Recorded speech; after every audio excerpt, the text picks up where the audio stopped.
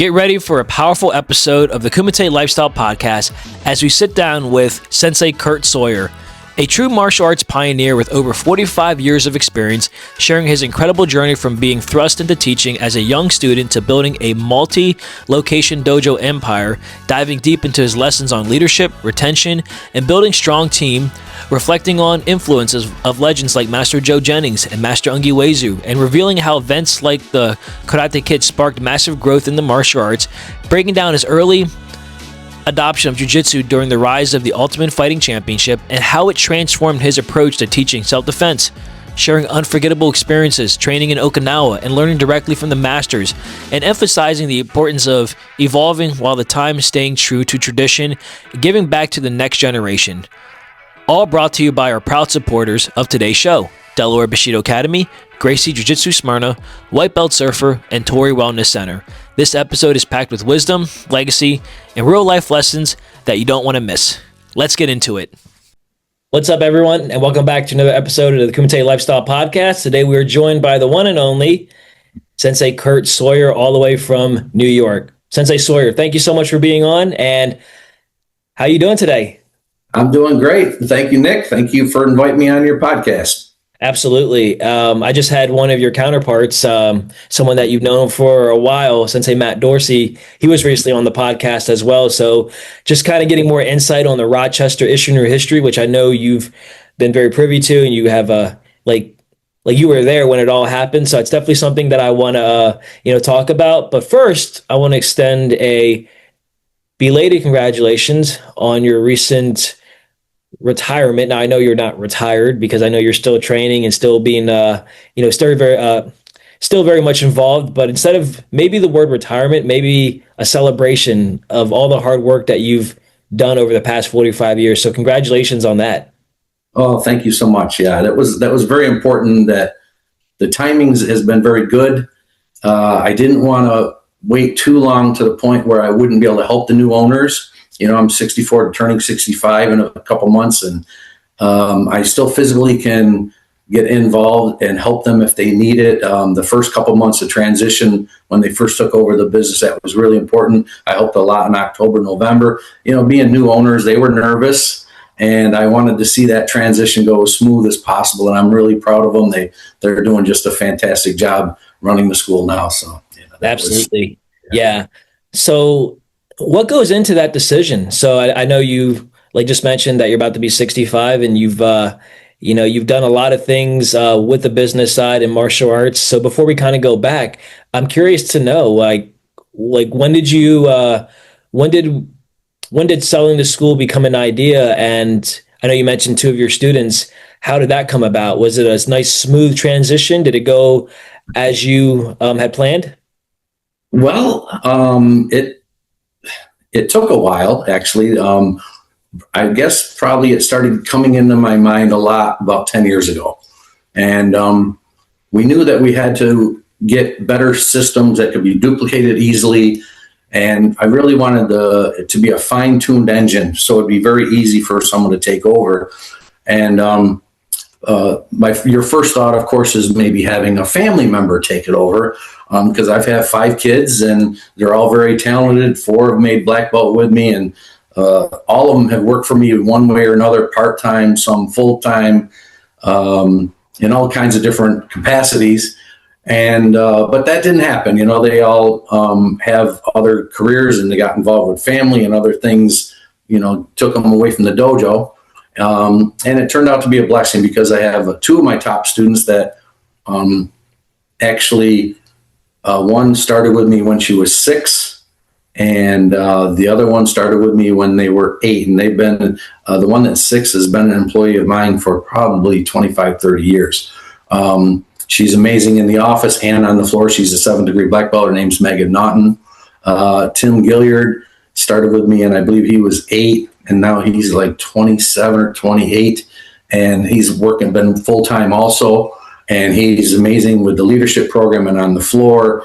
He's does karate and jiu-jitsu both. And the 2 of them are a great team. They complement each other. They both have their strengths. And I thought that was really important, because it is a big operation. It's a big school. I I think it would have been too much for only one person to take over. I didn't want to see him go through all the struggles that I had as being an individual owner. And when you've got someone that can back you up, it really makes it nice. So I'm really happy for them. We set it up very nice for them, got our systems very easy to duplicate. And I think they're just, as long as they just keep working the machine, it's going to be fantastic for them. So.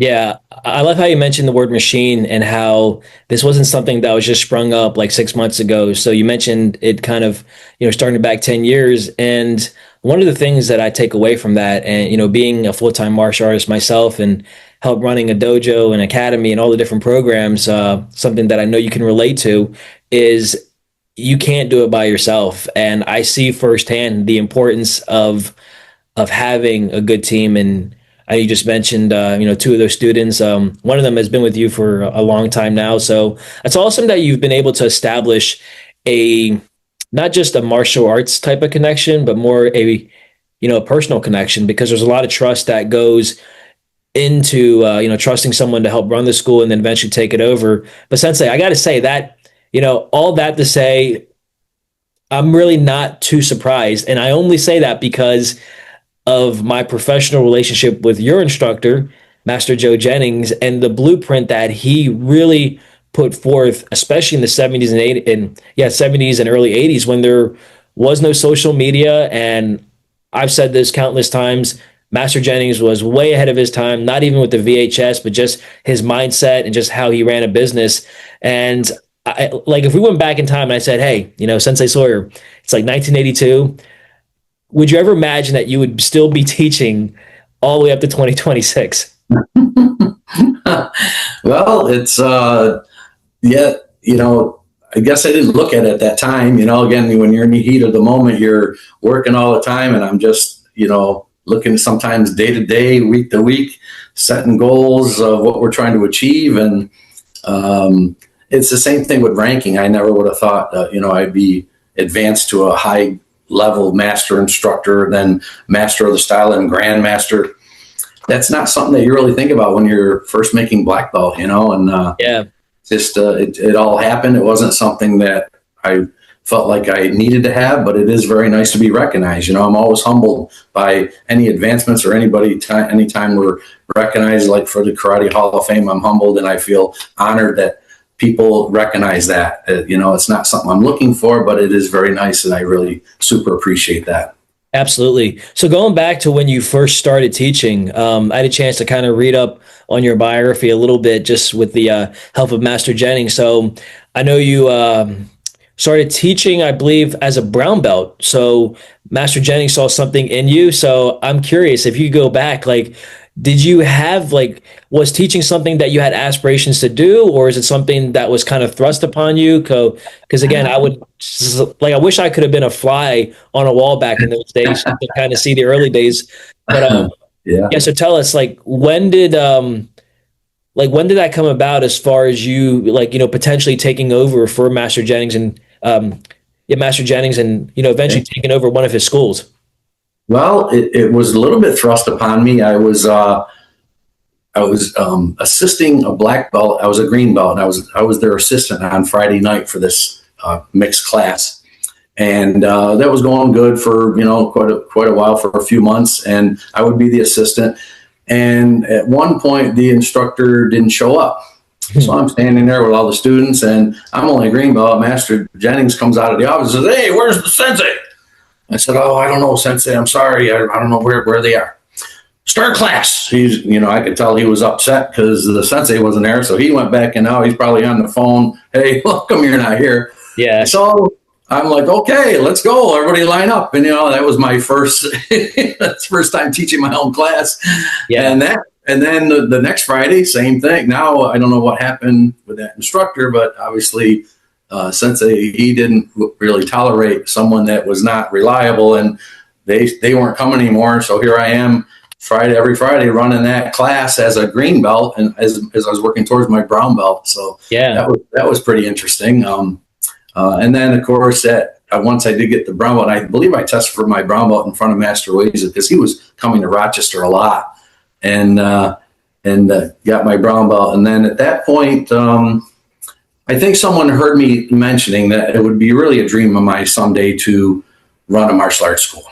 But I would never want to compete against my instructor because I have so much respect for Master Jennings that my plan was I was going to save up enough money to move to Ohio or another state and open up my own dojo. Yeah.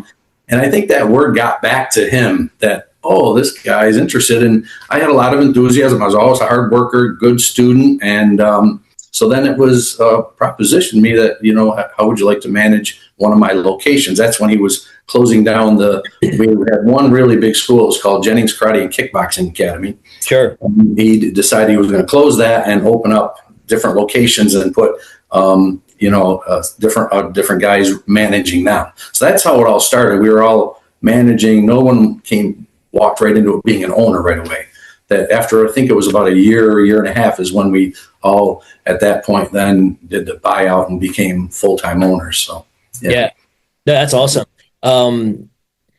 So he saw potential in you as a green belt and kind of accidentally or luck, as you would have it, as a green belt. I got to ask, what was Master Jennings like in those days? Was he strict? Was he obviously very disciplined? But I'm just curious, and I'm sure the viewers are too, because I hear the stories of the old days and how the instructors were. But what was your relationship with him during that time, and what was his demeanor? I just respected him and admired him so much.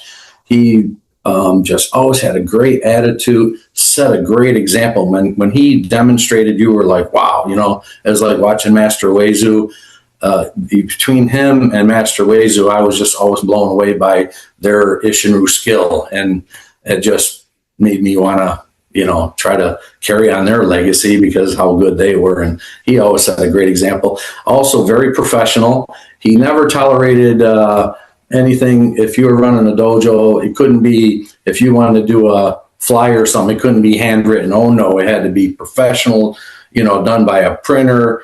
And I remember there'd be times if he came into my school when I was managing, if he saw something that the price wasn't right or he didn't like it, he'd take 1,000 flyers right in the garbage. We need to do this correctly. I mean, he always wanted everything top notch, which I really love that. I appreciate that. He didn't tolerate, things being run, half right. He wanted everything to be 100%. And I really, that's what you need to do to be successful. Yeah. And it's absolutely. And it's no reason, that's why his students were so good. That's why you're amazing, right? Because you had that foundation. So when you talk about managing the schools, and I believe you said it was about a year, and then you guys decided to buy out, if you will. I know you guys kept the name Jennings for a long time. Yes. What was this like? What was the deciding factor there to keep the name? And then more importantly, when you started to have full reign of the school, how much involvement was Sensei Jennings still, was there still much? Because I know he was, getting ready to transition out to California. Did you feel that when he did finally make that transition, you were good to go, or was there still mentorship from him over the years? Well, we first started off when we all finally did buy the schools from him and we were all individual owners. We started opening extra locations. I had a couple locations. Kim had a couple locations. I think at one point we actually got up to 10 locations of Jennings Karate Academies. There was at least 10 locations in Rochester, which was pretty amazing. It was a lot. We were the big. That's awesome. Yeah. Yellow Pages, the old Yellow Page advertiser was 10 schools listed.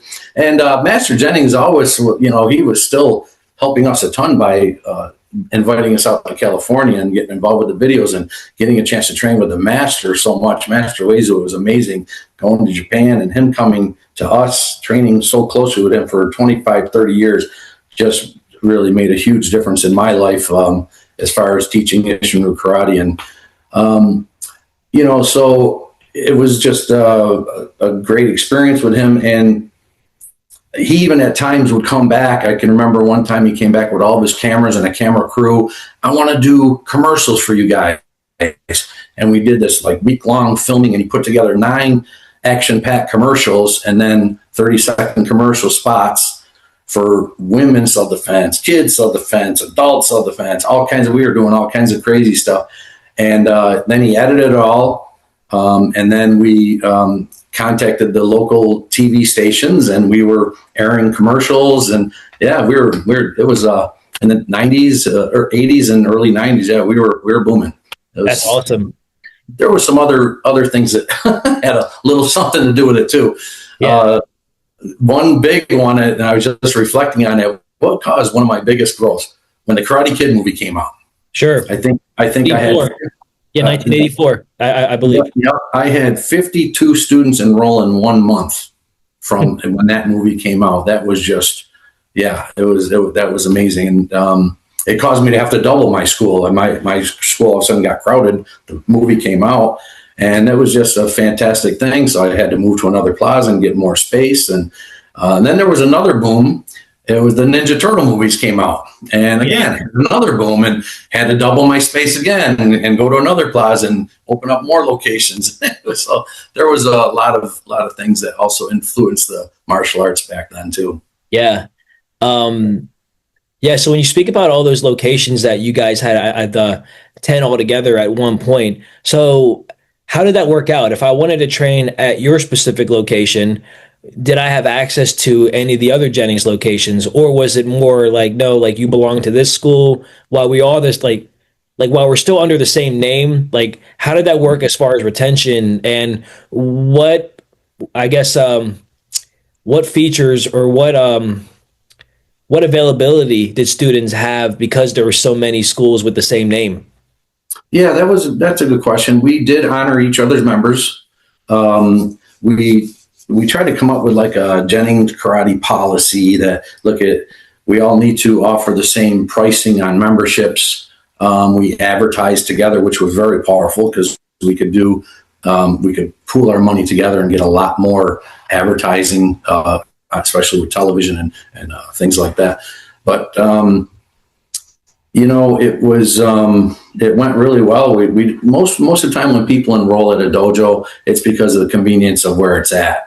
It's very rare would someone on the west side of the city sign up there but go only to the school on the east side. But if someone moved, it was a nice selling point because, if you enroll here and you're on a membership and you happen to move to the other side of the city, there's a Jennings karate right here next to you, and you can go to that one. So it really benefited us all by working together. I think that was it was a good time, and we support each other in tournaments, and we were able to bounce ideas off of each other of things that, hey, that's a good idea. Oh, you're doing that. And so by working with a group, of course, you're going to get a lot more synergy and energy from all the different business ideas and training. We trained together and put on big demos together and all kinds of cool stuff. So it was great times. Man, that's amazing. Yeah, I remember, I know recently Master Jennings put out a lot of the old photos from his time training, I think like 70s and 80s, and I saw you in a bunch of them, and I just I was just thinking like, man, like what an amazing time that must have been for you guys, because there was no distraction, right? No social media.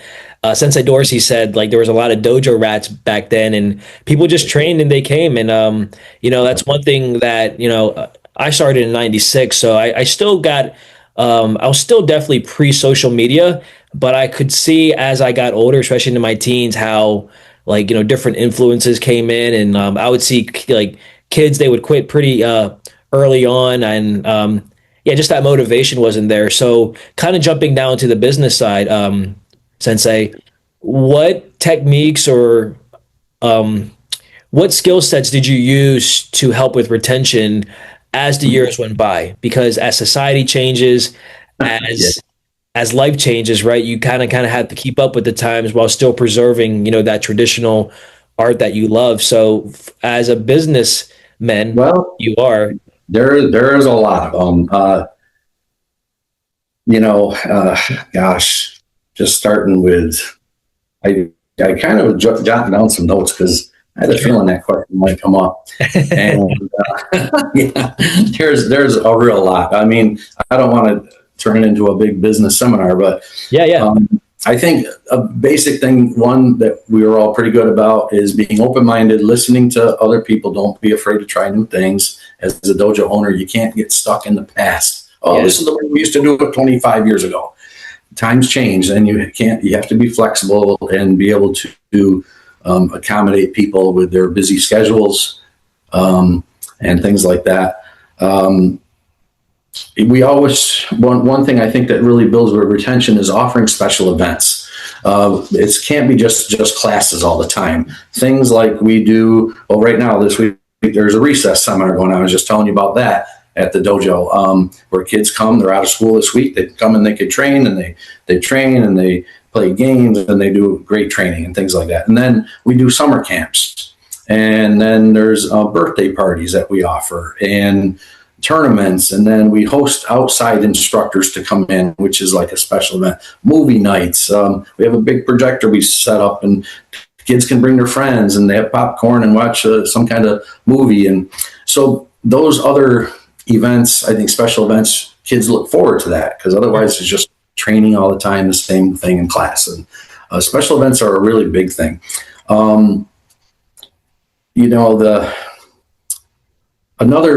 Another thing that I found is students need to see progress. And this is something that I really try to get a lot better at, is being a good finder. Watching students, and if you see something, being a good finder means you see something where there's a problem, whether it's their form or their weapons or their sparring. What can you do for them, giving them drills or giving them something so they see some progress? Because when students are feeling progress, they feel like they're getting better, they're excited. Where people get frustrated was when they're not progressing, they're not getting better. I talk to my staff a lot about, don't be a gym teacher. Don't just go out and make them do things, but they don't learn anything. Try to make sure that you're teaching them and being a good finder, and then maybe breaking it down. You find the spot that needs work and coming up with a drill to improve that little area. I'm sure you probably do the same thing. It's challenging. I try to do that in karate and in jiu-jitsu, both, when you spot where the trouble is and then try to dig into it and figure out what can help this student get over that obstacle that they're having. We try to implement, people learn different ways. They learn from training by looking in the mirror. They train by hitting things, and they train by working with partners. So we do a thing called mirror partner hit.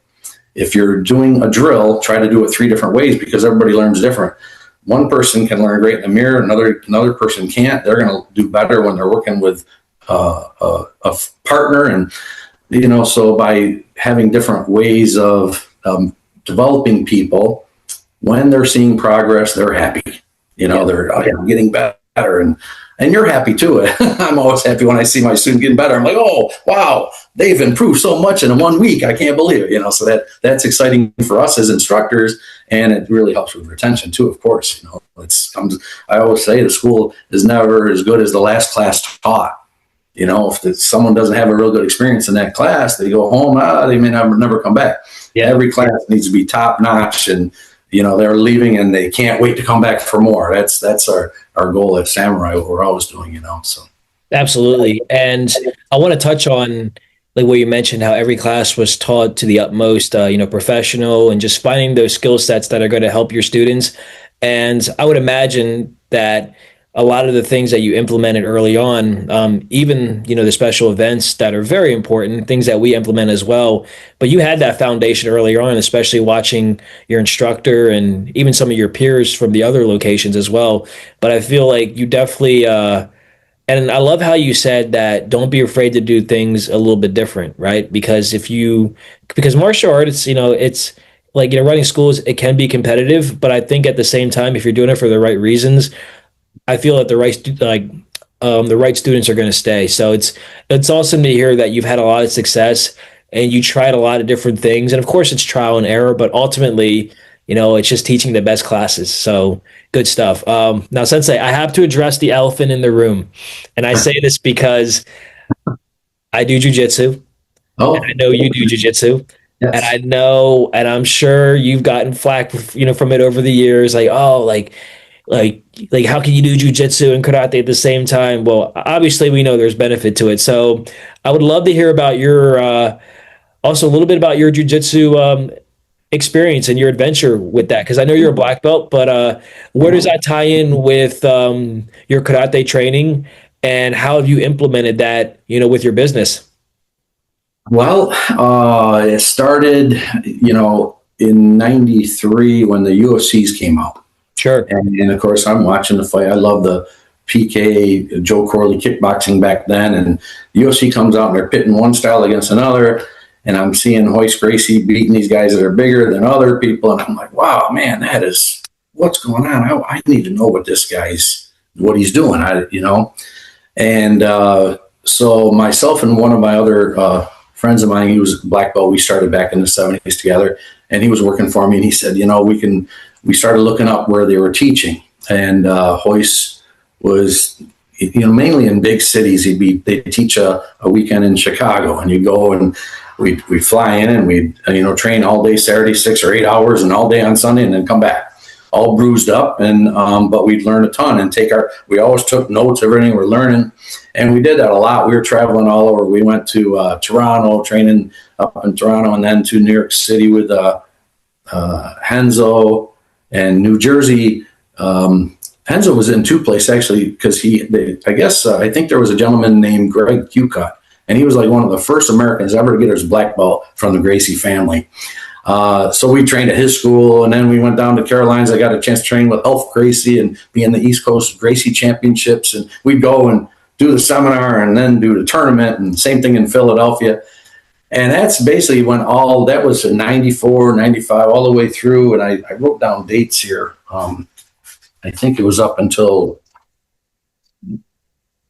it's like around I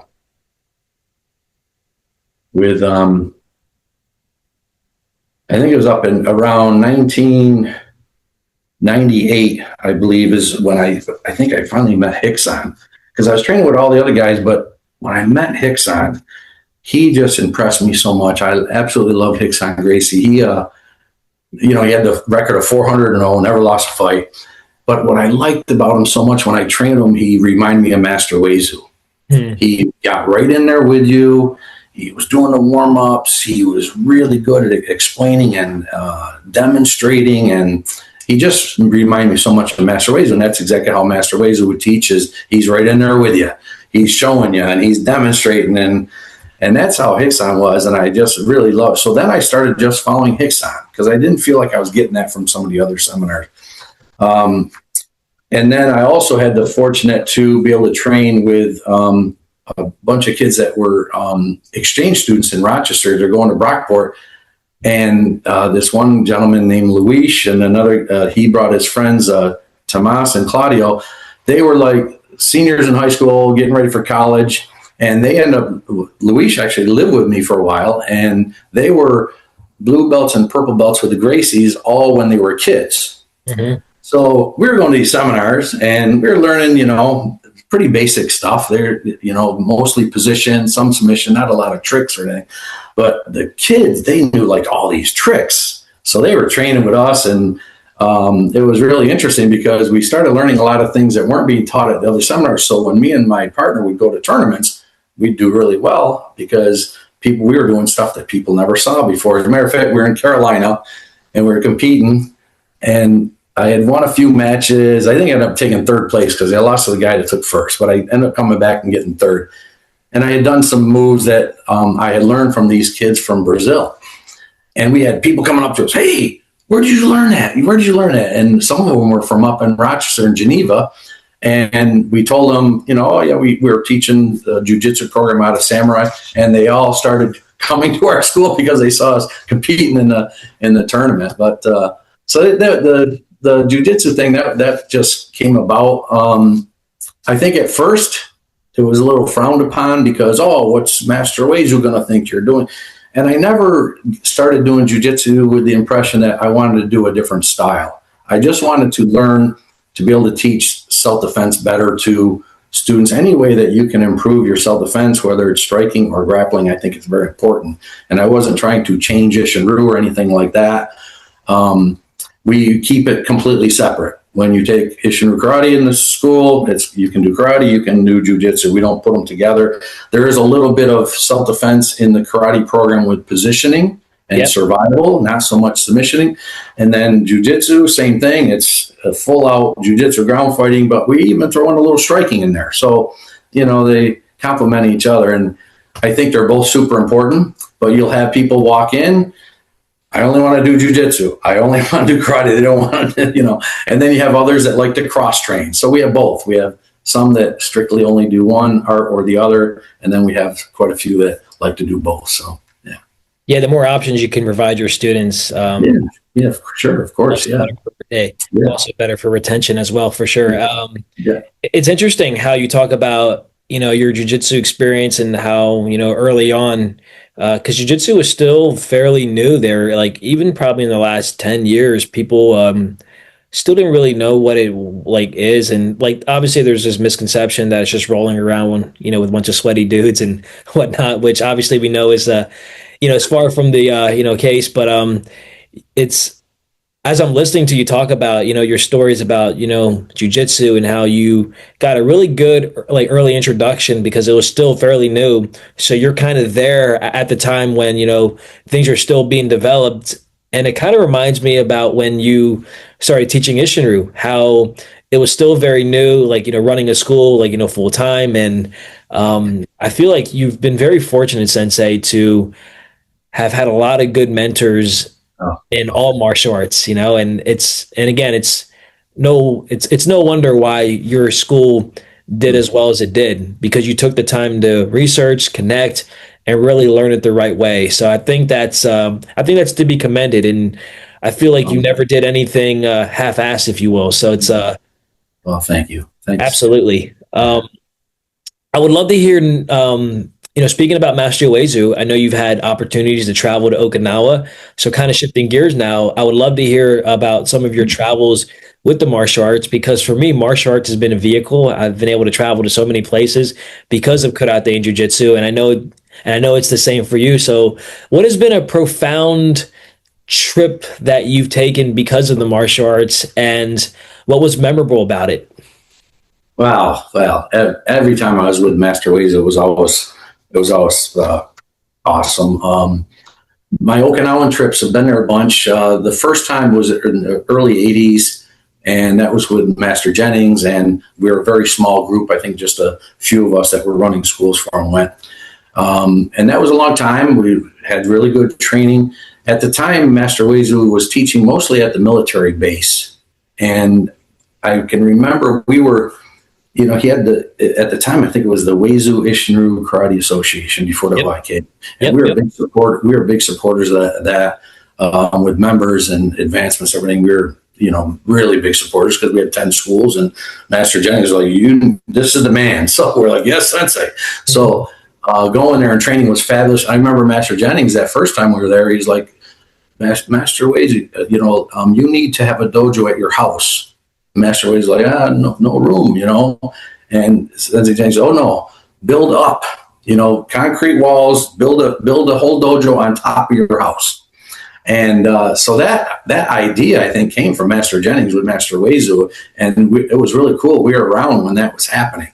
The dojo was being built, and then when we went back the next time, the dojo was done, and it was fabulous. Hardwood floors upstairs. I mean, they did it right. It was fabulous, and it was really cool to see now Master Joe could had his dojo in his house, and I think he still taught at the military base also. So that was really cool to see how that all developed. Every time I went, there were just so many instances that were just, really left there speechless. A really big one, I think it was the third time I went, we decided every time we went, it was mostly just us as owners that were doing it as a job. But we decided, hey, let's open this up to our students. Sure. And we came up with a package. It'd be like $3,000. It would get them flying there because airfare at the time was very expensive. It probably still is, $1,700 just to fly to Okinawa round trip. Plus you got your hotel and food and all that. So we figured out it'd be about $3,000 a person, and we're going to offer it to our students. Well, I got kids training with me, my own children. And my daughter at the time, she was 18 years old, and she had got her black belt and was working for me part-time and going to getting ready to go to college for her digital advertising. But anyhow, she's like, Dad, I want to go to Japan. You're taking students. I want to go. I said, look, every time I ever went to Japan, I barely could afford it because I'm running a dojo. I'm on a tight budget. You know how it is. I got the rent. I got employees. I got all this. And plus, I'm getting ready to put her through college. I'm like, Shirley, my daughter, I'm sorry. I can't take her. I just don't have the money. She goes, well, I saved up all my birthday money. I have a check. I have an account that has $3,000 that I will pay for it myself. So I'm like, okay, all right. If you want to go, that's what you want to do. Okay, fine. So we go to Japan, and there was a tournament at the time too. I think we all competed, trained with the master. It was just phenomenal. So one day, Master Waze is going to take us up into the suburbs, up through the hills to Nakahodo's dojo.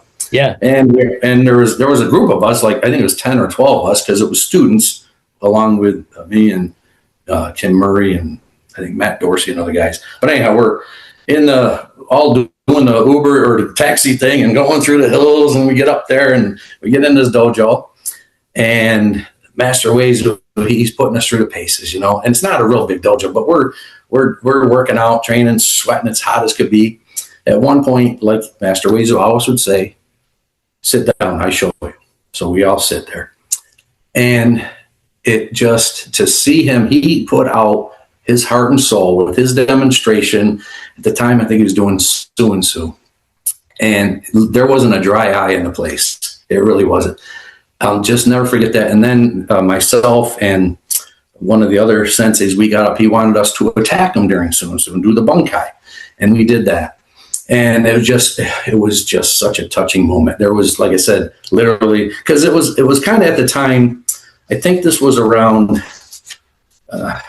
Daughter was 18, and I think I wrote down the date somewhere, but it was at the time when I think Master Waze, we could see that this probably wasn't going to go on much longer, because of his health, but just the effort and his heart and soul putting into that class. Like I said, there wasn't a dry eye in the place. So we get back in the car, we're back in the taxis, and we're going down the road, and it's very quiet, because everybody is so humbled by what we just saw. It was just blew us away. So my daughter in the backseat, Dad, you know all that money I just spent? And I'm like, yeah. That right there just made it worth every penny. And I was just like, wow, she gets it. Yeah. And I just will never forget that. And was so happy that she's one of my only kids that actually got to go to Japan.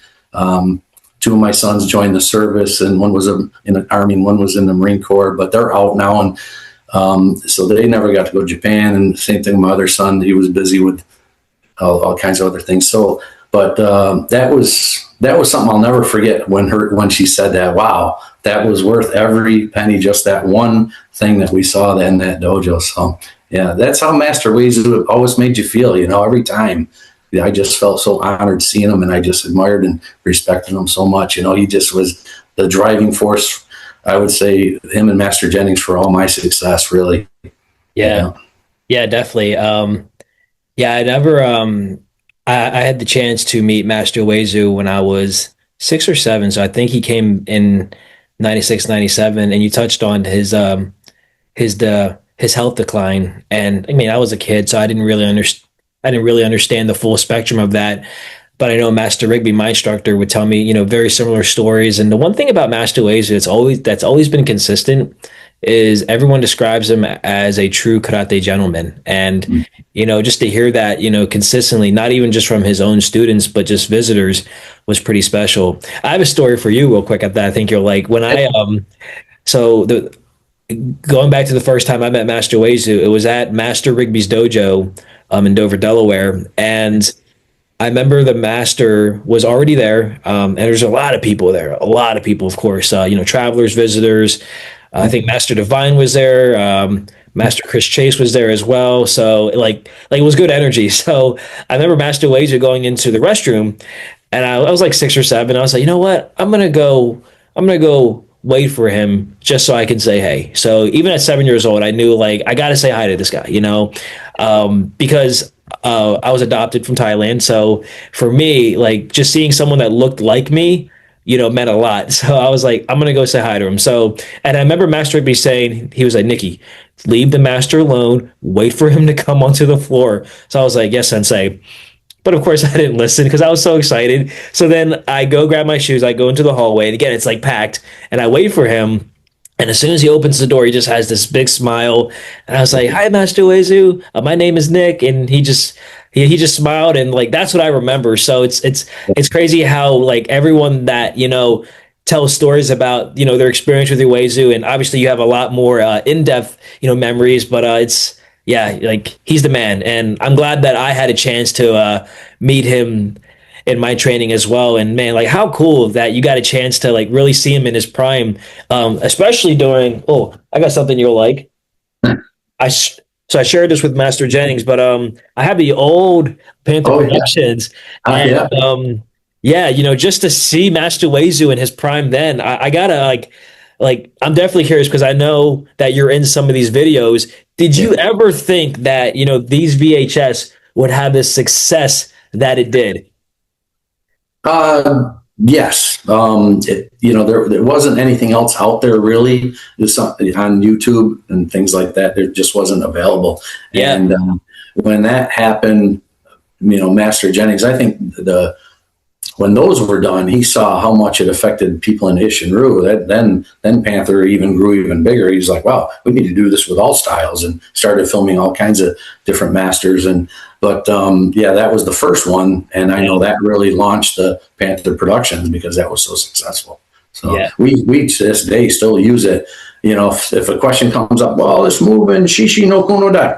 Let's check Master Uezu. We still use that all the time. Like if we ever get, are questioning about a stance or a move or how did Master Uezu do it? So yeah, we still use those all the time. Yeah. So cool. Awesome stuff. Now as your career has continued to kind of, I don't want to say not continue, but later on in your career, let's just say that, what are some of the biggest like life lessons that you've learned, or more importantly, what would you tell your younger self? Because you said something early in the conversation, Sensei, where you wish you had a team of people helping you instead of just doing it by yourself. So I'm sure that's one thing, but realistically, right? Like, what would you tell your younger self that you know now that would have helped you way, way back then? Well, I think sometimes I probably could have tried to get out there more and going and concentrate on my training more on myself. Possibly at the same time too, though, my students and the schools were always so important to me. It seemed like that's where a lot of my energy and time went into. And if I could get away to go to a seminar, I'd be for a weekend, but I'd be right back in the dojo, making sure class were running good on Monday. So it was hard for me to get away, and I just felt too much responsibility to all these members that, are looking for, to have good Ishinru karate or good Jiu-Jitsu taught. And I think I maybe would have liked to, because I love learning and I love training all the time. Even when we have guest instructors come in, this one instructor from France, Master Alain Sali, every time he comes, I'm a student, man. I go right in the floor and I'm doing everything. And last time he saw me, he goes, most of the school owners, when I go to them, they sit and watch, and all the students train. He goes, you're in my class every time. I go, I love it. I love martial arts. I just, but I think that would be something that, because the school was such a responsibility for me, I didn't get out and train as much as I possibly could have. I still feel like I did a lot. I wasn't one of those guys going to tournaments every week, but we go to a tournament once a month or go to a seminar once every month or two, and not every week. Some guys can do it every week. They're on the road constantly. I don't know how they can keep their school up and running when they're doing that, but that's tough. I mean, it's hard to get away, or if you are gone for a long time, you come back and like, what happened? How come nobody's paying attention anymore? Yeah. Yeah. Yeah, it's like when daddy goes away, right? Everything changes. It happens. Yes. This last time, though, I was really happy with the new owners that just took over for me. My wife and I took 6 weeks this year and went down south to the Carolinas to really start my retirement. I had to get away because I couldn't stop getting out of the dojo, and it kind of reset me, which was really nice. But I came back last week and they had a big belt evaluation. They asked me to be on the board. I said, of course, of course. I was so impressed with the quality. They didn't, nothing slipped, not one bit. I told them afterwards, I go, wow, you guys are doing a great job. That just it warms my heart, because I don't want to see it slip. I want to see them keep it up and stay at a high level, and that was just, fantastic. I've been in such a good mood since I saw that, because, that was my big thing, is I didn't want it to just end. I wanted to see the legacy continue on all these years. So. Yeah, absolutely. Sensei, I know we had a chance to talk about your early time in the martial arts, especially in the early 80s up into the current day. We talked about some of your travels and your experience with your instructor, Master Jennings, of course, and the Master Joe Jennings. Something that I did not want to forget to ask, or kind of, hopefully you can go a little bit more in depth, but how did you do as a competitor? I like competing. I worked really hard at it all the time and competed in a ton of tournaments. I couldn't even begin to tell you how many, but I like to do it all. One thing Master Jennings always said, none of this specializing. You weren't allowed to do and just only do kata, weapons, or fight. You did it all. So anytime I was in a tournament, it was always kata, weapons, and fighting, And I had some really good experiences. I felt like I always did fairly well in all the events. There's a few times when I actually took first in everything and even grand champion in the fighting. So there's been a couple times instances like that, but not all the time. Sometimes if I didn't do well, I felt like I learned more from that experience than when I would win, So, but it was a good experience. And then trying to involve my students into it. That was not just me competing, but then bringing students with me. That was important to me, because I could see that it would bring out a little bit more out of their training. Anytime I see people that do tournaments in our school, they end up becoming the cream of the crop, because they're pushing themselves to get better, to go to the next level. And we see that all the time when we put together a tournament team or something. That tournament team ends up being the cream of the crop of the school, because they're working so hard. And so I really try to encourage, not even if you don't do it all the time, but you should do one once in a while, because it's really going to up your game as far as your skill and ability. Yeah, absolutely. Yeah. And something that I remember Master Jennings told me about you and, some of all the students back then was, you didn't just go like 90%, like 100% was required, and just that ability to be able to do all three events. Absolutely. Yeah. And the more you do them, the more you learn how to play the game. Yep. I can remember I was in New York City, and it was a big tournament, and there was, I don't know, maybe 30 black belts in the division. It was crazy. It was a lot. And we get to weapons, and I'd always watch the guys ahead of time, and I was planning on doing a bow kata or something. But I always have all my weapons with me, and I see a gentleman. I see this. I'm watching how the scores are going, and I'm seeing the scores are pretty high. And I see this guy go out and do Chatnyara Sai right before me, and he gets a really high score. And I'm thinking, oh, I can do my Sai kata a lot better than that. I put down the bow right off the cuff, grab the Sai right away, go out. Man, I lived that kata, man. I was just living it like Master Wezu, the exact way he taught me. I forgot about, hundreds of people watching, went out, looked like I thought I was in a real fight. I end up taking first place. And it was just because I had paid attention to what was going on, and then wasn't afraid to make an adjustment. And you do the same thing in fighting too. Yeah. Master Jennings used to always tell us, watch the fight ahead of you, watch the fight behind you. Don't sit over there and do your own thing, because you're going to pick up on tendencies that person is doing, whether they may like to do a certain combination, they're going to do it on you. And so we were really good about, again, being good finders at tournaments. And, you got to learn how to play the game. It's a game just like anything. And by watching and learning, it prepares you more when it's your turn, So yeah, we learned how to compete very well. And that was because of Master Jennings. He was a big competitor. Yeah. And, so yeah, that's, we just try to carry that on. Absolutely, man. Sensei, I got to say, this has been an amazing conversation. I know we only scratched the surface of of everything that you've accomplished, but I love that you shared your insight, especially about the business side. And, for those listening, if you run a martial arts school or a business, not being afraid to try things new, especially the, special events that you mentioned. Yeah. And you also touched on your time, what you've learned as an instructor as well, and the things that you would have done different. And I appreciate you sharing your story about, traveling and, getting the opportunity to train with Master Joe. And I would be lying if I said I haven't stopped watching you guys ever since I was a kid. Like this is only one VHS.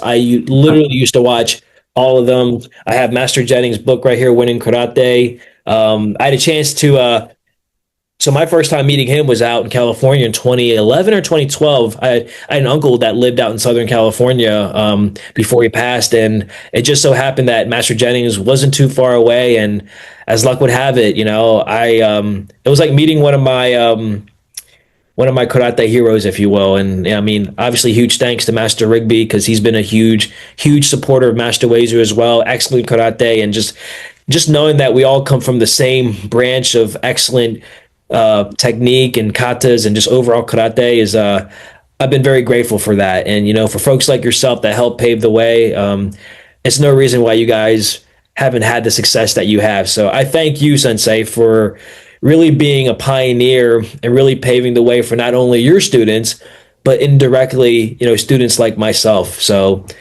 thank you for that. Well, thanks for having me.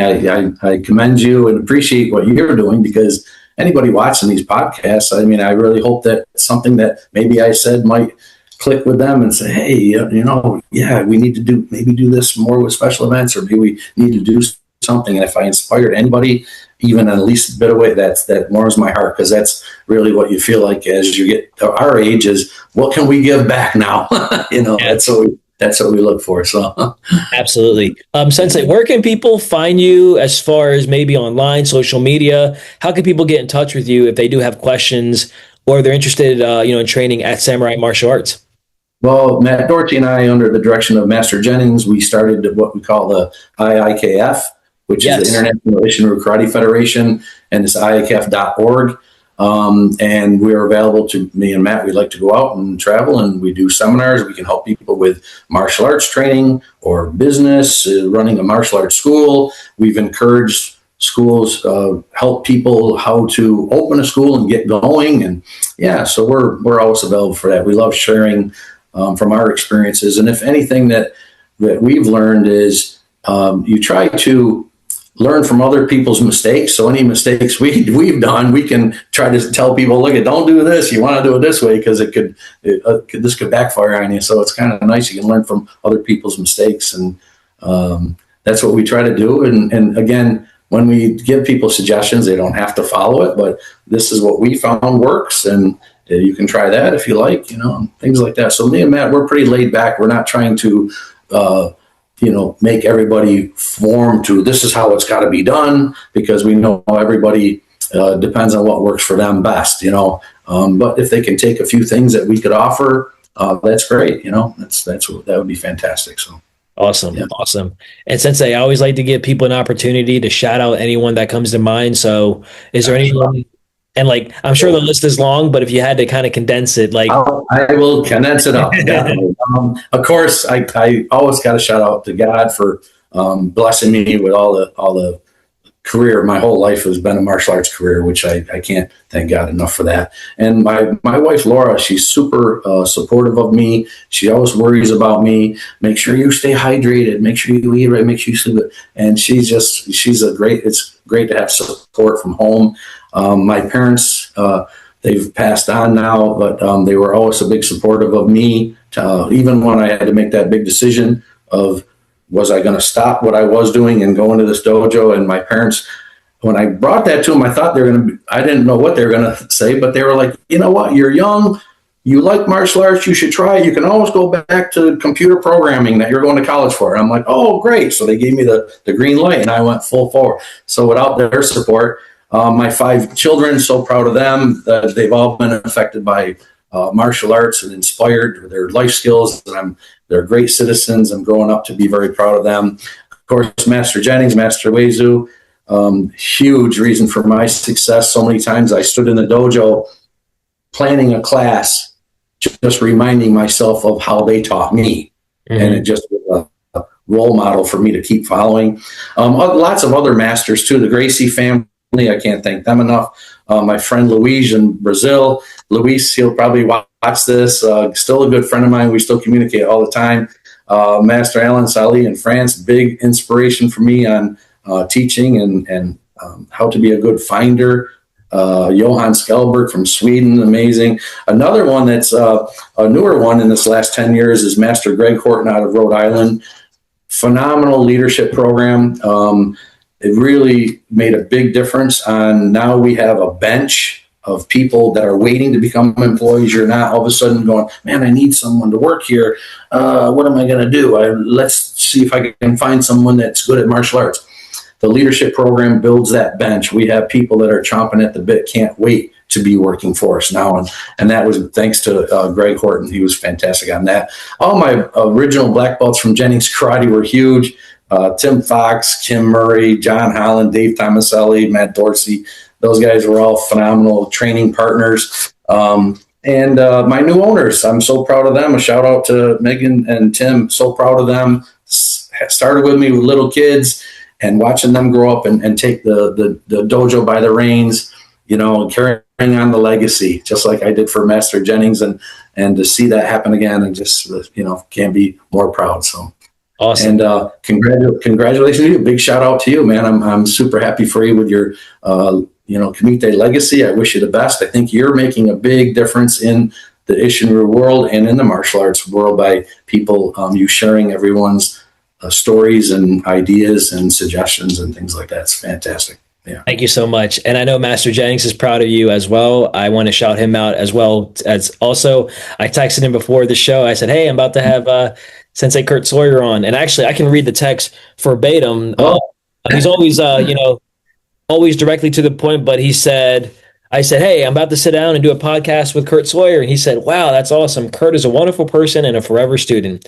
He started with me when he was a teenager, bought my school, and went on to build a beautiful 10,000 square feet dojo. Very successful school. Very proud of him. So awesome, man. Awesome. Sensei, I really appreciate your time. Thank you for being another guest, an amazing guest on the Kumite Lifestyle Podcast. I look forward to staying in touch and seeing all the amazing things that you continue to do. And hope you enjoy the rest of your day. Okay. Thank you so much, Nick. You have a good day. Thank you, sir.